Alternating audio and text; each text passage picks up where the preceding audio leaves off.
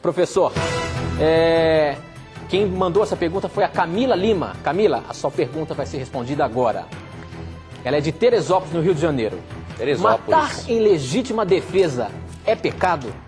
Se for, e a omissão em não defender também não seria pecado? Como é que fica essa situação aí, professor? A Bíblia fala alguma coisa, tirar a vida da pessoa, a lei fala não matar, mas como que fica essa situação em legítima defesa? Essa pergunta foi muito inteligente. Eu antes gostaria, Tito, de mandar um abraço para algumas pessoas queridas aqui que mantiveram contato conosco, que eu me esqueci de fazer isso no início do programa. Ok, professor. Um abraço para o amigo Carlos e a sua esposa, a Regimaura, eles moram em Camaçari. Um abraço para o Ailton, do bairro Igreja do bairro Grebaé, em Maria do Carmo. E um abraço para a Thaís Regina de Curitiba, que acessou o blog. Que todos vocês sejam abençoados por Deus. Obrigado pelo carinho. Também mandar um abraço para o Ribeiro e o pessoal da TV Cidade. O Ribeiro é uma pessoa muito educada, que telefonou-me hoje, conversamos uns 6 minutos. Um irmão católico, assim, fantástico, uma pessoa muito educada mesmo, que tivemos a oportunidade de conversar com uma pessoa tão simpática. Vamos então para a questão, Tito, da nossa telespectadora de Teresópolis. Eu vou começar lendo um texto que se encontra em 1 João, capítulo 3, verso 4. Todo aquele que pratica o pecado também transgride a lei, porque o pecado é a transgressão da lei. Um dos conceitos bíblicos para pecado é: pecado significa transgredir a lei. Qualquer forma de desobediência à lei de Deus, aquela lei que encontramos especialmente nos 10 mandamentos, em Êxodo capítulo 20 e em Deuteronômio capítulo 5, qualquer um daqueles mandamentos que forem desobedecidos, isso é um pecado.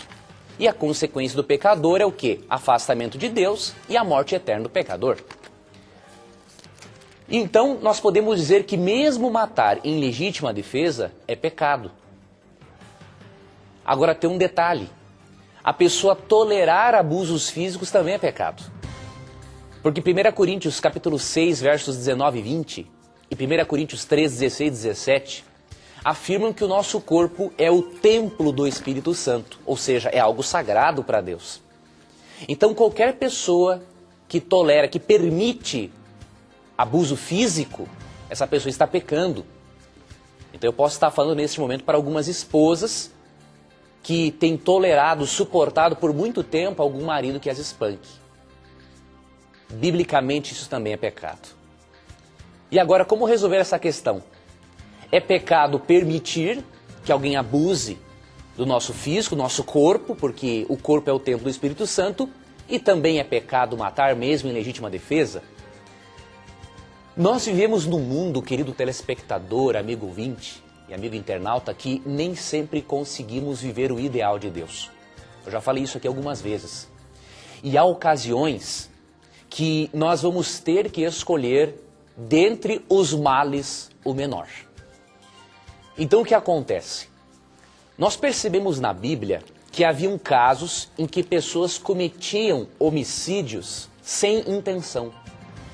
Deus considerava o indivíduo um pecador, só que Deus dava uma proteção para esse indivíduo.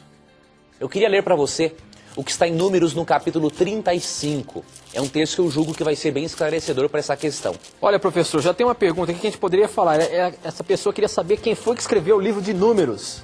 Certo, a gente já pode ajudar nessa questão. Isso, a gente já vai respondendo. Quem é a pessoa? Oi? A pessoa disse o nome? Deixa eu ver aqui. O Mário de Jacareí, ele é aqui de Jacareí. Ah, daqui de Jacareí. Um abraço, Mário.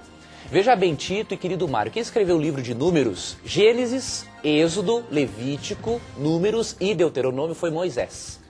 Certo? Por isso que esses 5 livros são chamados de Pentateuco. Penta lembra o quê? 5. Certo? Então foram escritos por Moisés.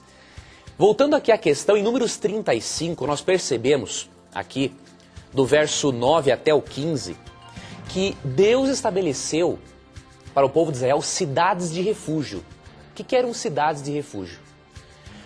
Essas cidades de refúgio era uma cidade onde a pessoa que matava alguém sem querer, não por motivo de vingança, ela podia se refugiar lá, ficava lá até ser julgada, culpada ou inocente. E aqui tem um exemplo no verso 17.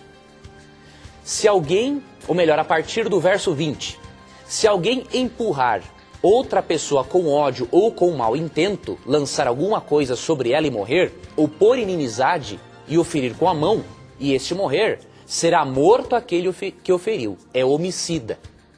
Mas tem um detalhe, no verso 16 afirma o seguinte: todavia, se alguém ferir a outro com um instrumento de ferro e este morrer, que não seja por intenção, ele poderá ir para a cidade de refúgio.